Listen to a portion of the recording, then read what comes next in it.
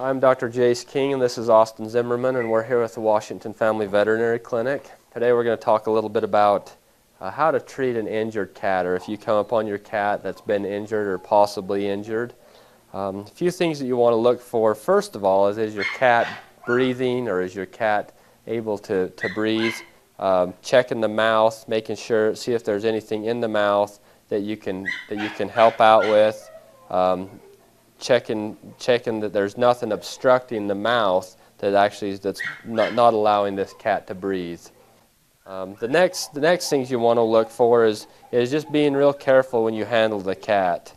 As you lift up your cat, making sure that you're kind of holding the whole body, that you're not allowing, if there's broken bones, you're actually holding the body, and not, a lot of times we'll have broken legs, so you want to stay away from the legs, but actually holding the body.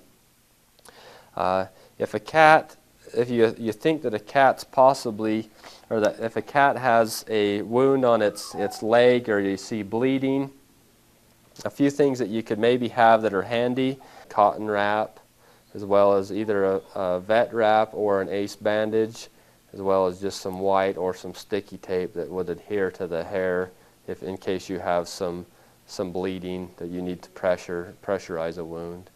Simple wrap to put on in case you have an injured leg would be to take, as if you had a wound here, you take the leg, the wound, wrap it with your cotton gauze as necessary.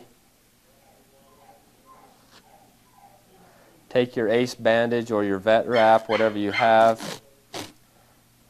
Apply pressure so that the bleeding will stop. Remembering you don't want it too tight.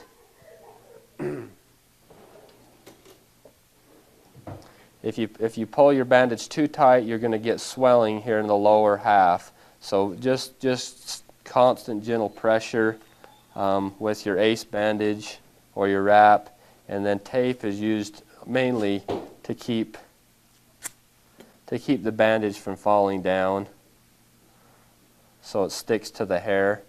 That's in case you have a wound or an injury where there's actually blood involved. You can use some simple little materials that you could have at the home and stop some bleeding from an extremity. Other things that you'll want to look for is making sure that this animal, if you've had an injured animal or an injured cat, but you think they're acting fine, is to watch and make sure that they are going to the litter box, and that they are urinating in the litter box to make sure they haven't ruptured their bladder.